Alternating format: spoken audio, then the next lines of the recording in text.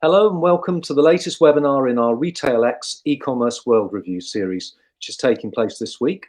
My name is Jonathan Wright and I'm the managing editor at Retail X. This webinar focuses on our global e-commerce report. I think it's safe to say the report is one of our major pieces of work over the year, certainly in terms of the effort that goes in. A survey of 6 e-commerce and multi-channel markets around the world: Africa, Asia, Europe, the Middle East, North America and South America. And not only do we look regionally, but we drill down into individual countries within there. I'm delighted to be joined today by Ruben Meulenhoff, Sales Director, Global Accounts at Asendia, one of our partners on the report for several years now, I think. How are you today, Ruben? I'm doing really well, Jonathan. Thanks for having me on this session. So I'm looking forward to it. Excellent, excellent. Can you perhaps tell us a little bit about your role at the company and also a little bit about Asendia? Perhaps some of Yes, the people may yes, no, definitely. So I think when you look at Asendia, it's one of the logistics leading companies in the world, established in 2012, so 11 years ago, partly owned by Swiss Post and La Poste, and really focusing on still mail logistics solutions globally, but also e-commerce parcel delivery solutions, and really a lot on tech. So we have some sister companies like ESW and Chanto. So it makes us really diverse. And when you look at the global accounts and solutions team, what we're doing within Asendia is that supporting really the local subsidiaries. So supporting them with business solutions, with business development, with sales, but partly also managing some of the global accounts within our team. That's on a commercial level, account management level, but also on a logistics level, meaning so we do the processing for them, we do the air freight, final mile delivery, customs clearance, everything you can think of with global delivery solutions. So a lot of support for retailers and brands, I guess, in that. Yes, correct. Yeah. Okay, well, moving on with it, let's start with the big picture, I guess, shall we? Oh, yeah, I forgot it was going to do that. This is an animation of the full report, and just to see really how much is in it. Oh, more than 200 pages.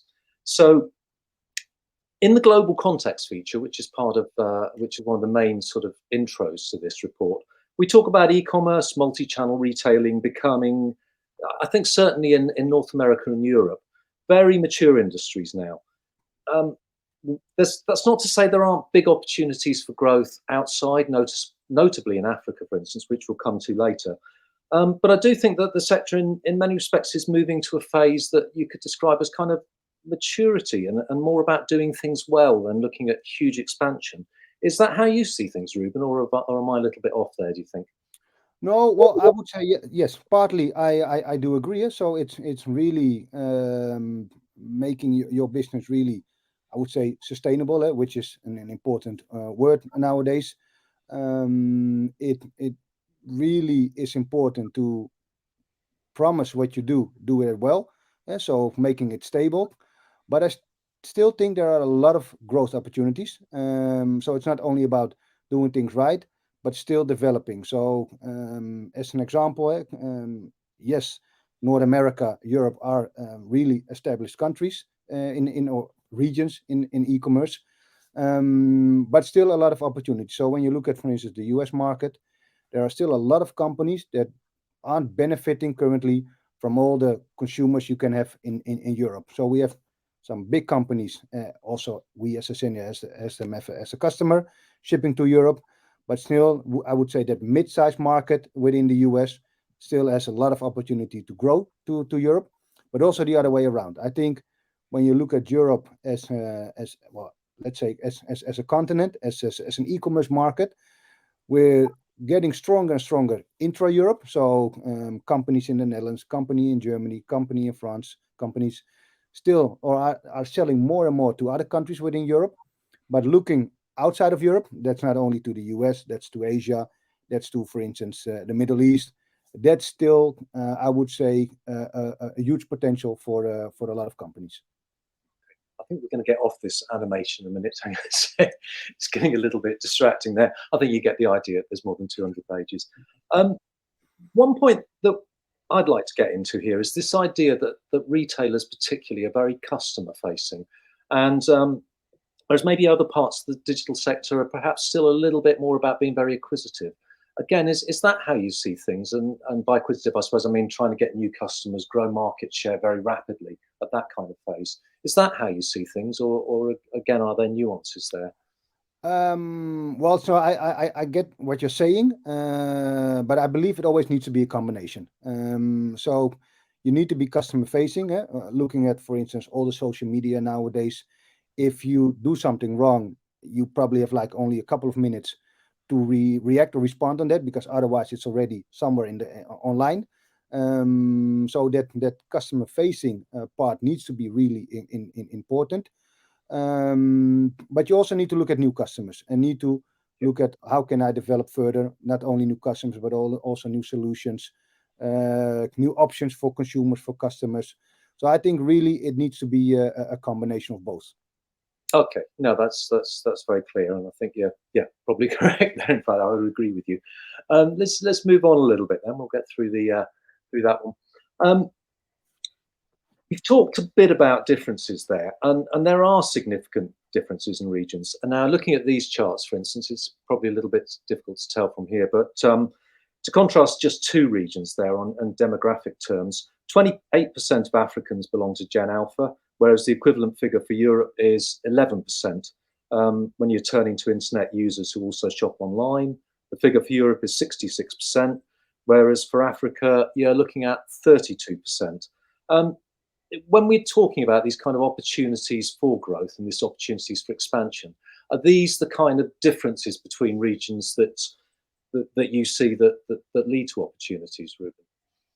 Definitely. So not only these numbers gives us a lot of opportunities, but it helps. So I would say numbers helps in the sense of what do you need to do looking at developments, what do you need to do, for instance, looking at technology. So it really helps us focusing on regions where there are opportunities for regions, where, for instance, the market's already matured, but also where we can benefit from, but also options. So it tells us a lot. It tells us, or it gives us a kind of a guidance to what we need to do.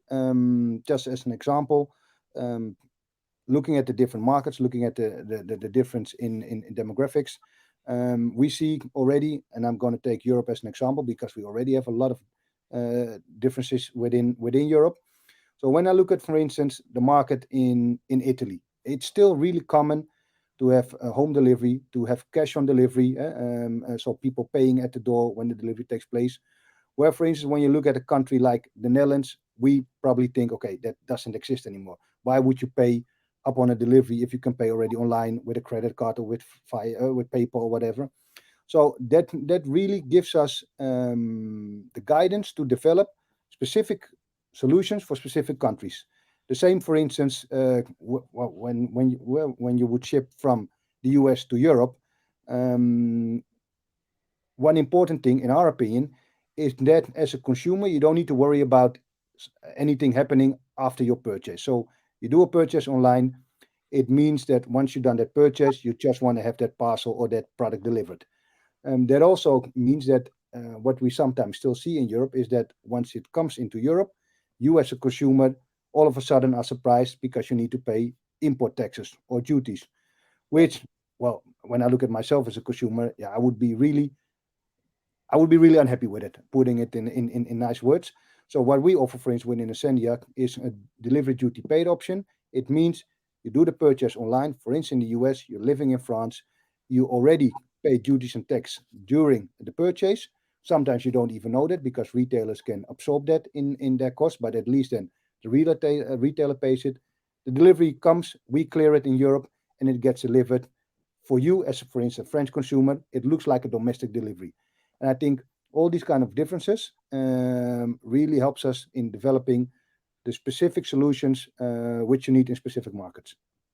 So it's making it a seamless experience in a sense, isn't it? Like buying in your home market. Yes, and then we come back to your point before: customer facing, customer friendly. It needs to be a customer friendly solution, whatever it is. It's not only e-commerce; it's also when you buy something in store, when you buy something, for instance, within a car shop. it needs to be customer friendly, because at the end, with all the social media nowadays, you can only do it right once. And one question on here before moving on: are sort of local businesses presumably are quite a big factor here, that you need to really compete with local businesses and be aware of them, I guess. Is that correct? When you're doing this kind of what I would call proper cross-border e-commerce, as it were. Yes, yes. So that's something indeed that is really important. However, when you look at, well, I'm taking Asendia as an example because I'm working here. When you look at Asendia, for instance, and what we try to do, for instance, with final mile delivery, we always try to make use of final mile carriers that are really well known for consumers in country. That means if you would ship something out of the Asia or out of the US with us to Europe, we try to use different carriers in different countries. So we're not using one global big brand as a partner, but we're using well, Colissimo, for instance, in France, which all the consumers in France know. We're using, for instance, Hermes in Germany, which every German consumer knows. The same in the UK. So we always try to use local partners that really then gives that consumer the I would say the well, the experience they already have with that carrier, but also the confidence that when it needs to be delivered, that the driver knows how it needs to be delivered. The driver knows the consumer. They know if it can be delivered to the neighbor or not. So that's how we really try to, I would say, support our customers, but also try to work with the market in each specific country. That's very clear. Excellent. Let's move on to the next slide. We also talked a bit here about we do our own research when we're talking to consumers here, and one of the things I found really fascinating was the big difference in the number of people who shop online regularly in different territories. So, for instance, here we look at China, 94%, global average, 78% of our respondents. South Africa, down in 64%. 64%. And also, when we look at social media, China, social media commerce, sorry, China 82%, Canada 24%. One of the things we talk about a lot at Retail X, Ruben, is the balance between being local and being global. Do you have any thoughts here? Because these figures are kind of, they're almost revealing what we're talking about, aren't we? This sort of sense of a very global culture, but also a very, very localized culture. Yes. Well, I think in what we've seen within our business, but also in my opinion, it works in some markets and in some, I would say, niches or industries. It wouldn't be any problem to sell, for instance, as a .com website. So you as a consumer, you buy something and you really don't know where it's coming from because you buy something on a .com and you're just interested in getting that product. What we see more and more, it also is, of course, has to do with the inflation in a lot of regions around the globe, is that price becomes more important again than a couple of years ago. So a couple of years ago, the main driver, for instance, for a lot of retailers, for a lot of consumers was, okay, it needs to be sustainable. It still needs to be sustainable for retailers and consumers, but it's not their top focus. So they first look at price. And of course, price comes with different solutions. So home delivery, PUDO delivery, you can play already a bit with it. But it means that you as a consumer, you don't really care where it's coming from as long as it's, in my words, cheap. However, when you look at, for instance, other industries and also looking at different products, so it can be different per product, it helps if you have at least the belief that you're buying from a local shop. That doesn't need to be a local shop, but at least you need to have the feeling. So within the Asendia group, we have a company, ESW, that always or that helps our customers to have local or localized stores, which still doesn't need to be coming from a specific country. So if I would buy something in the Netherlands, I can have the feeling I buy something from a company in the Netherlands or online, but it still can be a company in the US. So they help making it localized. And then it also helps in, I would say, the belief, the feeling that a consumer has that it's localized, that it's coming from a local store. And then what is, in my opinion, and what we see is important, is that you be then always transparent about, for instance, your lead time. So if you buy something on a .com or a .nl in this case, as long as you're transparent about your lead time, about the purchase, about the process, it really should be fine for a lot of consumers then to order something and to make sure that they're happy, the consumer is happy with the web shop they're buying from. I'm interested in your emphasis there on price. Is that something that you're really beginning to see increasing now in importance? I mean, I know we've all been buffeted by, certainly in the UK, 10% inflation is something we haven't seen for decades, you know? Yeah, it really is. And I would say, especially the last, I would say 10 to 12 months, it Mm. becomes more and more important. So I can give an example. So within Asendia, we still have a lot of mail delivery solutions from origin, of course, that was our main business. And we have a lot of parcel, let's say, e-commerce solutions. So I would say up to like 12 months ago, customers would prefer always a parcel delivery solution, fully tracked, all the whistles they can get, full transparency. Now, the last 10 to 12 months, we're seeing more and more customers with products where it would fit that they would ask us for a mail delivery solution. Of course, A, it's cheaper. B, it has less transparency in the sense that as a consumer, you can't see a lot of tracking events. So you see something has been shipped. In some cases, you can even see it has been in country of destination and then it's delivered. Of course, as a consumer, you don't need to see that event because you already know it's delivered because you received it. But what we also see, even within our mail delivery solutions, we see now more and more customers at least investigating even a non-tracked solution. So they just want to ship it for the lowest price, depending a bit on the product. And when it gets delivered, they don't really care as long as it gets delivered. So we see that more and more over the last 10 to 12 months. Yeah. And I think that all has to do with, of course, all the difficulty we see around the world, not only inflation, but also the insecurity, fuel prices going up and down. So let's say no stability in pricing. So I think these are factors that really drives this going forward. So there's a sense, isn't there, of consumers, and I guess we all do this. We start out with the kind of economies that don't seem to affect us too much. So maybe a track delivery suddenly seems like a little bit more of a luxury than it did a year ago. It definitely. I don't even think it's only a luxury, because if you would be able to choose it for the same price, you probably want to still have a track solution.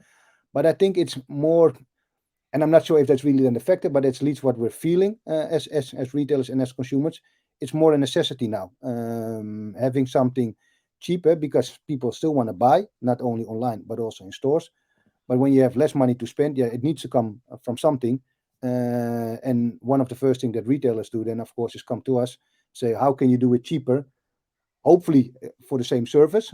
If it's a bit less, I'm fine with it, but at least make it cheaper so that we can offer discounts or make it more competitive for our customers. Good news for consumers too. Yes. Let's Yes. I wanted to emphasize really, although we've already had the flashing animation, but this is a really, really very, very large report. So you can see here the 6 global e-commerce regions that we look at: Africa, Asia, Middle East, Europe, North America, and South America. And also, if you look at the colors there, you can get an idea of the countries that we focus in on in some detail. I wanted to talk perhaps about some of the regions we haven't talked about so much yet.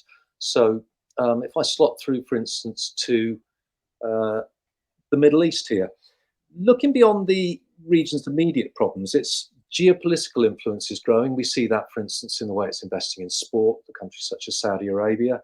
And it's growing, it's pivoting away from a reliance on fossil fuels, a way that it's been doing business for many years to drive the regional economy there. Are your clients investing here? Are these the kinds of areas that when we talk about opportunities that they're looking at, or are these perhaps more mature markets by now? I don't know. No, so we don't see a lot of development from our customers in that region. We see a huge potential. When you look at, for instance, the average spend that people have in some of the countries in the Middle East, it is huge. when you look at, for instance, Turkey as a country, I think there's a huge potential. Same for Saudi, the same for the Emirates. However, what we see with our customers, and of course, and the current issues doesn't help, is that for a lot of customers, it's currently still a bridge too far. The uncertainty in that region, the fact that at least in people's mind, something can happen all of a sudden that really then screws up your business. That's, I think, some of the reason why we don't see customers really investing in that part of the world. However, as I said, we see a huge potential. We see potential in these markets. What we also have done is partner up with domestic companies over there. So, for instance, we're working with Saudi Post, we're working with Emirates Post to make it as stable as possible, sustainable as possible. Stable in the sense that when you have a local partner, it isn't always that much affected when something happens in that region, because it's for them business ongoing. They still need to do their part in their own home country. So we try to come up with solutions that makes it stable and sustainable for our customers. But I think still there can be much more development from retailers into that region. Okay, that's one for the future by the sound of it, then, or the near future, perhaps. Yeah. Let's hope the near future. Of course, we can't really influence a lot, but I think near future. Also, when I look at the past, there is so much potential, so much interest also in these countries for products coming out of Europe, coming out of Asia, coming out of the US. So I think there's a big potential, not only for our retailers, but also when you look at the region itself, it can also be an interesting region, for instance, to open up a hub, because you're really centralized, close to Africa, close to the Middle East, close to Europe. So it can also be, from a logistics perspective, can be a really interesting region. Excellent, excellent. And also, I just wanted to talk a little bit about South America, because this is one that there's always strangeness around logistics. I think sometimes even North American companies who you would assume would be able to export quite easily into South America find it difficult. What are your sort of feelings on the South American market? There's a big question for you. Yeah, well, I can only tell, of course, from my experience and a bit from Asendia's experience.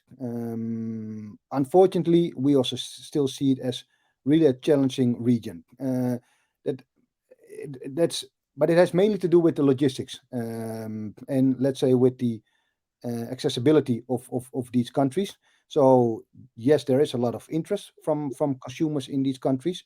We see that online, we see that in data.